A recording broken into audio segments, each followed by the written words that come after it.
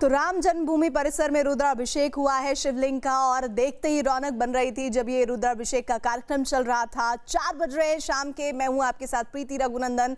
अयोध्या से कुछ तस्वीरें आपको हम दिखाएंगे। आज कुछ साधु संतों ने राम जन्मभूमि परिसर में शिवलिंग का रुद्राभिषेक किया है। करीब 2.5 घंटे तक चले इस रुद्राभिषेक में राम जन्मभूमि तीर्थ क्षेत्र ट्रस्ट के अध्यक्ष और मणि रामदास की छावनी के महंत नृत्य गोपाल दास के उत्तराधिकारी कमल नयन दास शामिल हुए। करीब 28 साल बाद राम जन्मभूमि परिसर के कुबेर टीले पर शिवलिंग का अभिषेक किया गया। रुद्राभिषेक में काली गाय के 11 लीटर दूध का इस्तेमाल हुआ। संतों के मुताबिक इस रुद्राभिषेक में राम मंदिर के निर्माण में आ रही बाधाओं को दूर करने की कामना की गई। पिछले दिनों राम मंदिर निर्माण के लिए खुदाई के दौरान राम जन्मभूमि परिसर में एक 5 फीट का शिवलिंग मिला था, जिसके बाद वहां रुद्राभिषेक का फैसला किया गया। श्रोत्राद्वायुप्राणसमुखादिग्निराजायत नाभ्या आसीदन्तरिक्षगुंशेषणोद्यौः समवर्धत पद्भ्यां भूमिर्दिशा श्रोत्रा तथा लोकान् अकल्पयन् तत्पुरुषेण देवाज्यमतन्वत वसन्तोऽस्यासि राज्यं गृह्मैदमासरथवि मनसो जातसुखोः सूर्यो अजायत श्रोत्राद्वायुप्राणसमुखादिग्निराजायत।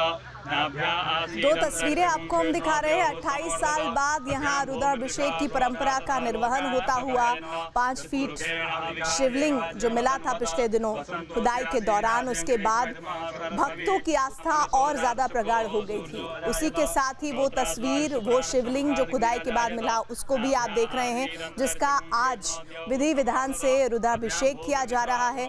और इस रुद्राभिषेक में कामना सिर्फ और सिर्फ यही कि राम मंदिर के निर्माण में जो भी बाधाएं आई अभी तक, अब वो बाधाएं पूरी तरह से खत्म हो जाएं, समाप्त हो जाए, ताकि भव्य राम मंदिर का निर्माण हो सके। किला पर भगवान शिव जी के स्थापित हैं, उनका हम लोगों ने विधि विधान के साथ अभिषेक किया। भगवान से प्रार्थना की राष्ट्र अखंड हो, सभी सुखी हों, सभी संपन्न रहें, महामारी बहुत जल्दी दूर हो, यही हमारी कामना। भगवान श्री राम जी की का भव्य मंदिर बन करके तैयार हो। निमिष गोस्वामी हमारे साथ, हमारे सहयोगी अयोध्या से जुड़ रहे हैं। निमिष, आज हमने वो तस्वीरें देखी रुद्राभिषेक की जो बहुत अपने आप में अनूठी लग रही थी, और इन तस्वीरों के सामने आने के बाद पूरे अयोध्या के लोग क्या कह रहे हैं, क्या बता रहे हैं, क्या माहौल है वहां पर?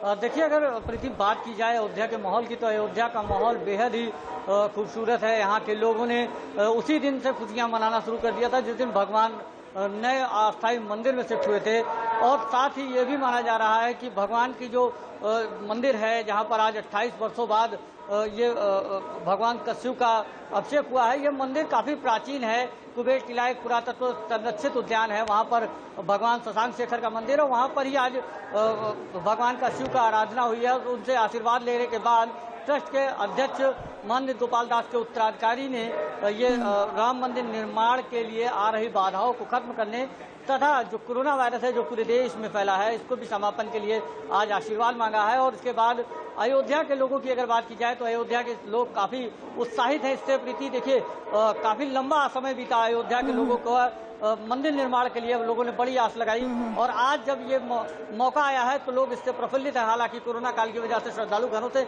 नहीं निकल रहे हैं, लॉकडाउन और जरूरत के आधार पर ही निकल रहे हैं, लॉकडाउन के नियमों का पालन कर रहे हैं। लेकिन अगर बात जी निमिष, आप जो तस्वीरें हमें दिखा रहे हैं और जो लोगों में उत्साह है इन तस्वीरों के सामने के आने के बाद, ये अपने आप ही देखते ही बनता है। तो आज अयोध्या में रुद्राभिषेक के बाद जल्द ही राम मंदिर निर्माण का शुरू होने का जो सिलसिला था, उस पर हम कह सकते हैं कि एक बहुत महत्वपूर्ण पड़ाव आज पूरा हुआ है। बताया जा रहा है कि राम मंदिर VHP के पुराने मॉडल पर तैयार किया जाएगा, और उसी मॉडल के आधार पर 3D एनिमेशन के जरिए जानते हैं कि अयोध्या में प्रस्तावित राम मंदिर कैसा बनेगा।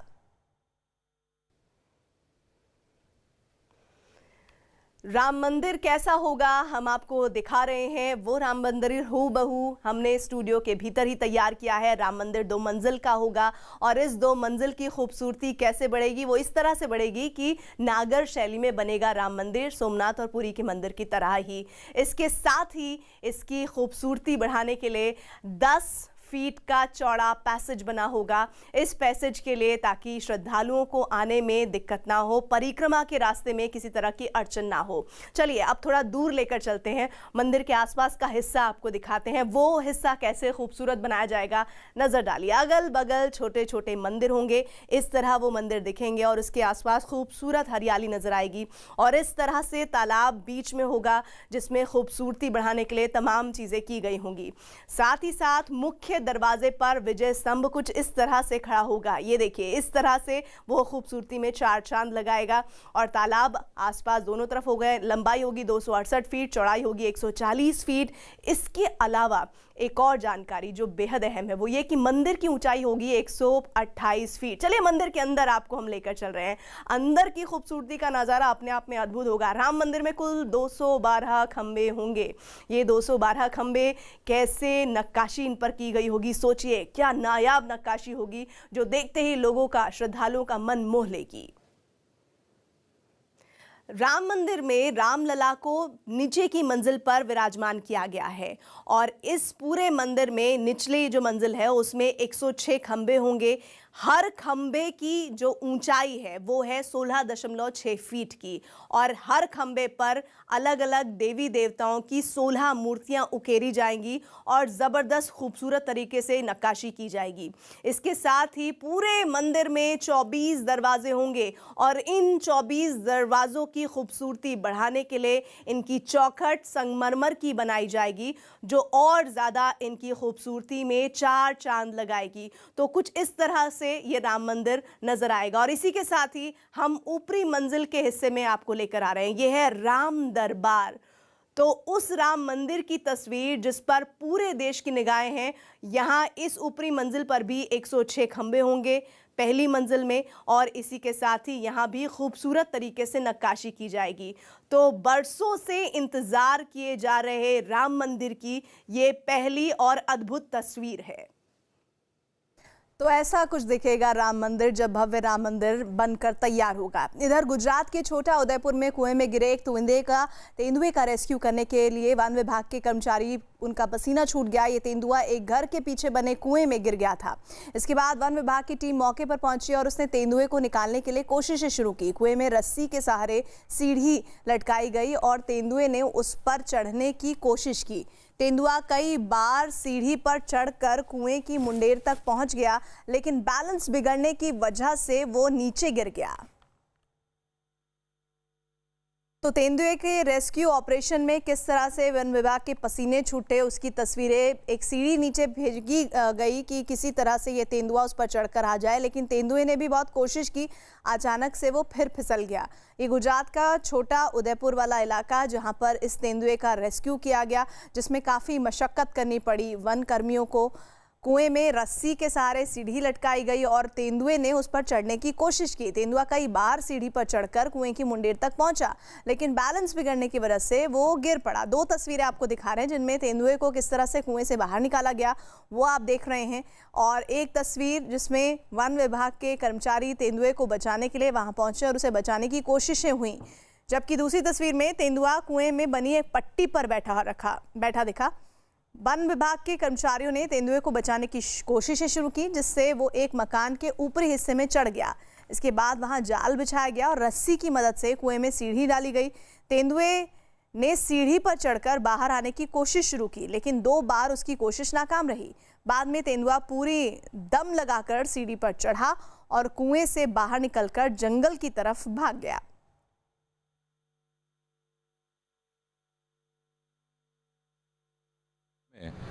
एक जो कुआं है उसमें तेंदुआ गिरा है, तो जब वन विभाग की टीम आधे घंटे में पहुंच गई तो देखा कि 15 फुट पे दिपड़ा वहां पे है, जो मोटर के लिए एक जो जगह बनाई थी उसमें बैठा है। तो उसको डांट करके निकालना थोड़ा मुश्किल था, या तो पिंजड़े में लेना भी मुश्किल था क्योंकि वो हमला कर सकता था। तो उसमें सीढ़ी उतार के उसको 2 घंटे के बाद निकाल लिया गया है और वो जंगल की ओर चला गया है। कितना मुश्किल था? ये मुश्किल ऐसा था कि आप बिल्कुल नज़दीक भी नहीं जा सकते थे, तो साथ में जो पेड़ था और मकान था उसमें हमारे वनकर्मी चले गए और सीढ़ी उतार थी।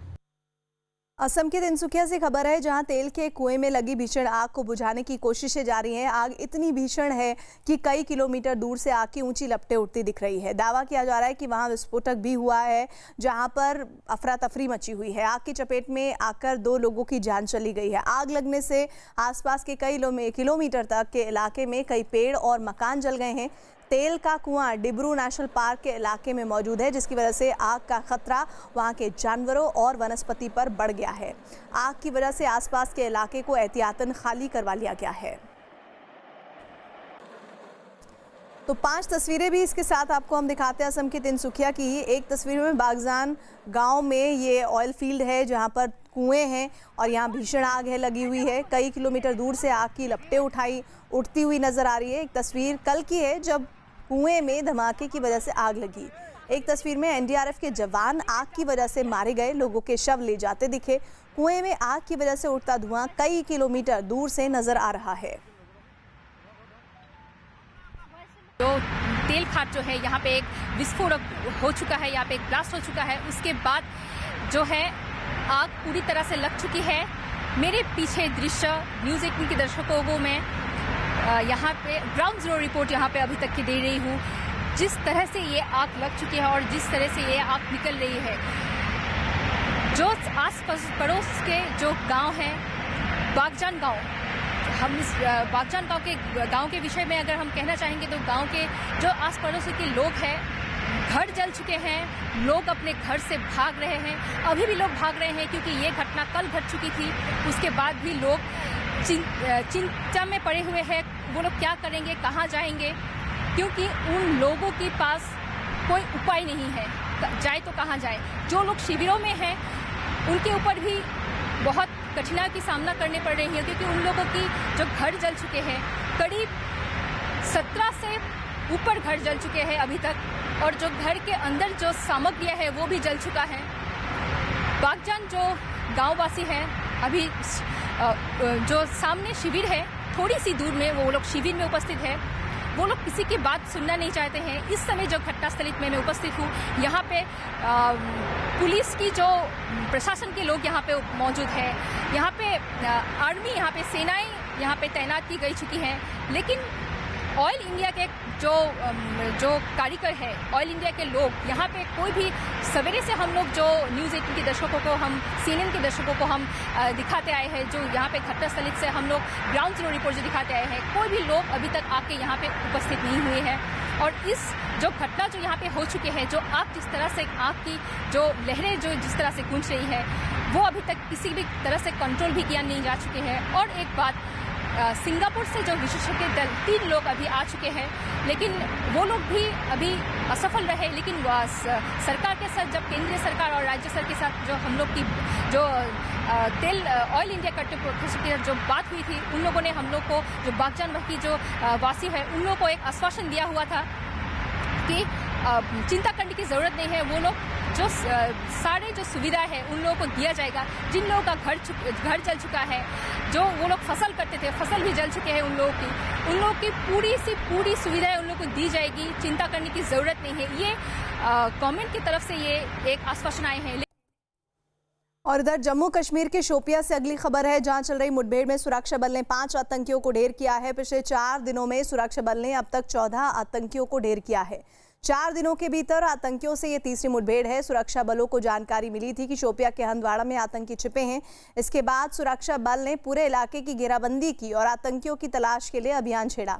सुरक्षा बल के सर्च ऑपरेशन के बाद ही आतंकियों ने फायरिंग शुरू की। सुरक्षा बल की तरफ से की गई जवाबी कार्रवाई में अब तक 5 आतंकी मारे गए हैं। फिलहाल पूरे इलाके में सुरक्षा बल का सर्च ऑपरेशन जारी है। पिछले 4 दिनों में सुरक्षा बल अब तक 14 आतंकियों को ढेर कर चुका है। 7 जून को सुरक्षा बल ने 5 आतंकियों को मार गिराया था। इसके अगले दिन ही यानी 8 जून को सुरक्षा बल ने एक मुठभेड़ में 4 आतंकियों को ढेर किया। 8 जून को मारे गए आतंकियों में हिजबुल मुजाहिदीन का कमांडर फारूक अहमद भट्ट उर्फ नाली भी शामिल था। आज शोपियां के हंदवाड़ा में चल रही मुठभेड़ में भी अब तक 5 आतंकी मारे गए हैं। पिछले 2 हफ्तों में सुरक्षा बल जम्मू कश्मीर में 24 आतंकियों को ढेर कर चुका है। इसमें आतंकी संगठनों के 6 टॉप कमांडर भी शामिल हैं। एलएसी पर भारत चीन की सेनाएं पीछे हटने के बाद चीन का बयान है, जिसमें चीन ने सीमा पर भारत के साथ सकारात्मक सहमति बनने की बात कही है। चीन ने यह भी साफ किया है कि सीमा विवाद पर भारत और चीन राजनयिक और सैन्य स्तर पर संपर्क में है। तो चीन ने सकारात्मक सहमति के संकेत दिए हैं और इस बात को लेकर लगातार भारत भी कह रहा था कि हमारी अभी तक की बातचीत काफी सकारात्मक है और इस पर अब चीन की तरफ से जो स्टेटमेंट है वो इस बात को और ज्यादा मजबूती से रखता है। वो ये है कि एलएसी पर भारत चीन की सेनाएं पीछे हटने के बाद चीन का जो बयान है उसमें चीन ने सीमा पर भारत के साथ सकारात्मक सहमति बनने की बात कही है। चीन ने यह भी साफ किया है कि सीमा विवाद पर भारत और चीन राजनयिक और सैन्य स्तर पर संपर्क में है। नीरज, और क्या क्या बातें आई हैं सामने? देखिए, एलएसी पे दोनों सेनाओं के चीन की सेनाओं के पीछे हटने के बाद ये चीन के विदेश मंत्रालय का बयान है, जिसमें उन्होंने माना है कि दोनों देश के बीच जो बातचीत जारी है, सैन्य स्तर की बातचीत करे या राजनयिक स्तर पे, उसका पॉजिटिव नतीजा निकला है और दोनों देशों के बीच पॉजिटिव सहमति बनी है और दोनों देश लगातार सैन्य और राजनयिक स्तर पे संपर्क में है और जिसका नतीजा है कि सीमा पर विवाद में थोड़ा सा सुधार आया है, सेनाएं पीछे हटी हैं और आने वाले दिनों में भी इस तरह की स्थिति जो है पैदा होगी ताकि दोनों देश शांतिपूर्ण तरीके से द्विपक्षीय संबंधों को मेंटेन करे और सीमा विवाद का समाधान कर सके। नीरज, आगे भी जुड़ते रहेंगे आपसे हम। यूपी कैबिनेट ने गोवध निवारण अध्यादेश 2020 को मंजूरी दी है। मंजूरी मिलने के बाद अब यूपी में गोहत्या करने वालों को 10 साल तक की सजा हो सकती है।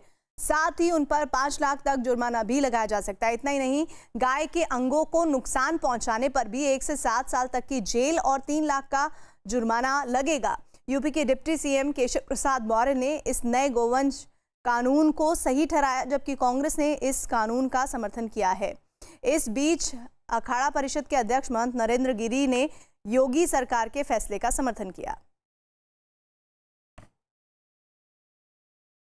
कड़ा दंड देने का प्राविधान जब तक नहीं होता है तब तक उनका जो मनमानापन है, जो इस प्रकार की शरारत करने का है, पुलिस प्रयास करती है लेकिन कोई ना कोई मतलब रास्ता निकाल करके वो बच निकलते हैं और जो असली अपराधी हैं वो पकड़ में नहीं आते। लेकिन गोवध निवारण अधिनियम संशोधन 2020 में यह जरूर बहुत बड़ा कदम है और इससे मैं यह मानता हूं कि गौवंश की तस्करी करना या हत्या करना और या इस प्रकार के कार्यों को प्रोत्साहित करना अब संभव नहीं होगा।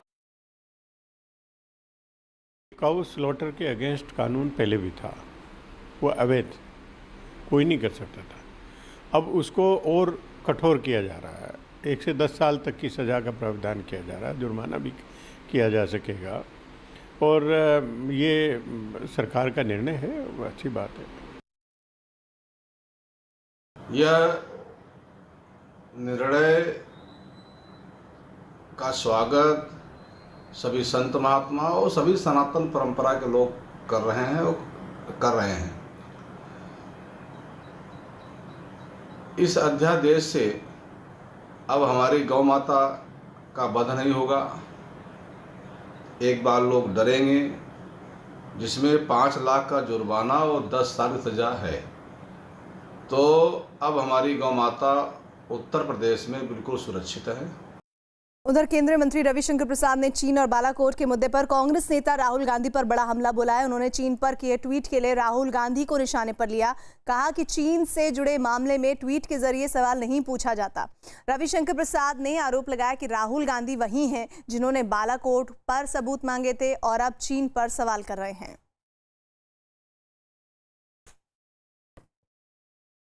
देखिए, मैं राहुल गांधी के बारे में एक ही बात कहना चाहता हूं कि राहुल गांधी देश की अर्थनीति को कितना समझते हैं और देश की सामरिक नीति को कितना समझते हैं, इस पर कभी बहस होनी चाहिए।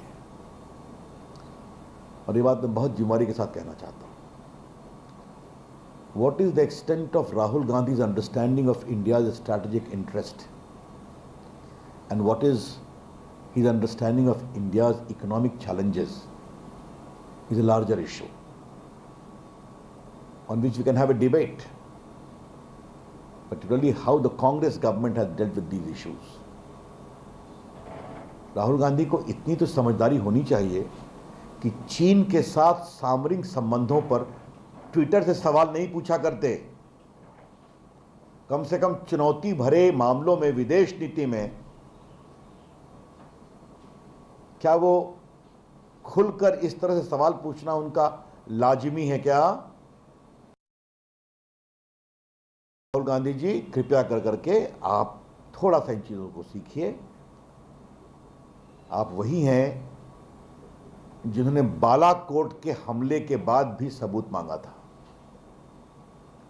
राहुल गांधी जी, आप वही हैं जिन्होंने उरी पर हमले पर भी सेना की शहीदों की शहादत का सबूत मांगा था, और आज चीन पर भी वही सवाल कर रहे हैं।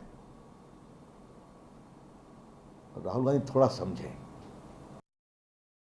दरअसल लद्दाख में भारत चीन सीमा विवाद पर राहुल गांधी ने पीएम मोदी पर निशाना साधा था। राहुल गांधी सीमा विवाद पर एक बार फिर उन्होंने ट्वीट करते हुए लिखा कि इस विवाद पर पीएम मोदी चुप क्यों हैं।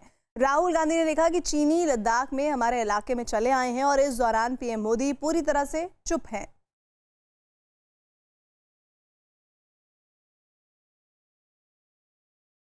राहुल जी ने ठीक कहा है। हम देश जानना चाहता है कि वो 56 इंच छाती जो प्रधानमंत्री दिखाते थे, क्या वो कम हो गई? भारत माता के सैकड़ों वर्ग किलोमीटर पे चीन कब्जा किए बैठा है, लाल झंडा लहरा रहा है।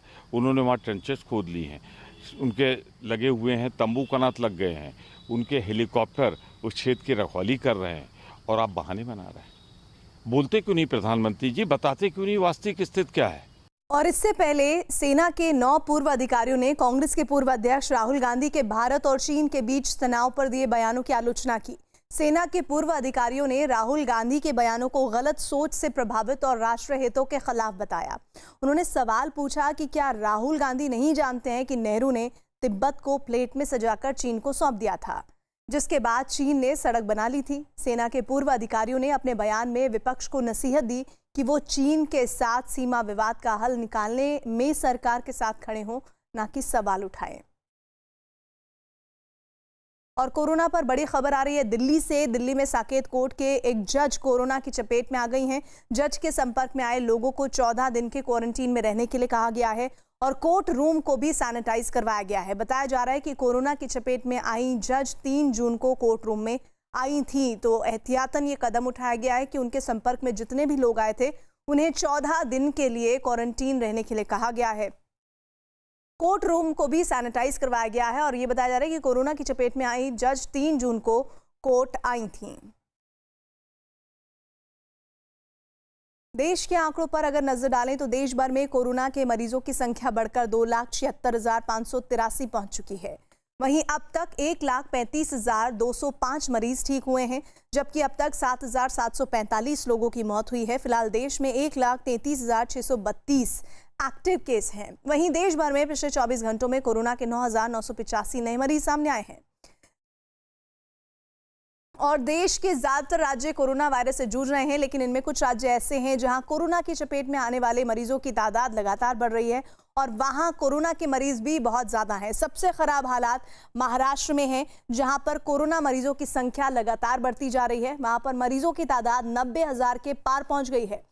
कोरोना से जूझ रहे राज्यों में तमिलनाडु दूसरे नंबर पर है, जहां अब तक कोरोना के मरीजों की संख्या लगभग 35,000 के करीब पहुंच चुकी है। वहीं कोरोना मरीजों की संख्या के मामले में तीसरे नंबर पर दिल्ली है, जहां मरीज 31,000 से ज्यादा हो चुके हैं। गुजरात चौथे नंबर पर है, जहां कोरोना मरीजों का आंकड़ा 21,000 के पार हो चुका है और 5वें नंबर पर राजस्थान है, जहां कोरोना मरीजों की संख्या 11,245 है। कोरोना वायरस के कहर से पूरी दुनिया बेहाल है। दुनिया के 185 देश इस वक्त कोरोना महामारी की चपेट में है, लेकिन कुछ देशों में हालात बहुत खराब हैं। ऐसे देशों में पहले नंबर पर अमेरिका है, जहां कोरोना के मरीज 19,79,000 से ज्यादा हो चुके हैं। वहीं ब्राजील दूसरे नंबर पर आता है, जहां मरीजों की संख्या 7,39,000 पहुंच गई है। रूस इस लिस्ट में तीसरे नंबर पर है, जहां कोरोना मरीजों की संख्या 4,84,000 के पार पहुंच गई है। ब्रिटेन चौथे नंबर पर है, जहां कोरोना मरीजों की संख्या 2,90,000 से ज्यादा है और 5वें नंबर पर अब भारत आ गया है, जहां पर कोरोना मरीजों की संख्या 2,76,583 है। गुजरात के गिर सोमनाथ के जंगल के बीच एक नाले में पानी के तेज बहाव में सैकड़ों टिन के डिब्बों के बहने का वीडियो सोशल मीडिया पर वायरल हो रहा है। नाले में पानी का बहाव काफी ज्यादा है, जिसमें ढेर सारे टिन के डिब्बे भी बहुत तेजी से बहते नजर आए। दावा है कि ये देसी शराब बनाने में इस्तेमाल होने वाले गुड़ के डिब्बे हो सकते हैं जो भारी बारिश के बाद तेजी से बहते पानी के साथ बह गए। गुजरात में इधर कई इलाकों में बारिश हो रही है, लेकिन ये वीडियो कब का है इसकी पुष्टि नहीं हुई है। तो तस्वीरें आपको दिखा रहे हैं गुजरात के गिर सोमनाथ की, जहां पर बहुत तेज बारिश का पानी बहता हुआ दिखा और उनमें ये टिन के डिब्बे बहते हुए दिखे। ये कहा जा रहा है कि मुमकिन है कि टिन के डिब्बे गुड़ के हों, जो कि देसी शराब में बनाने के इस्तेमाल में आते हैं।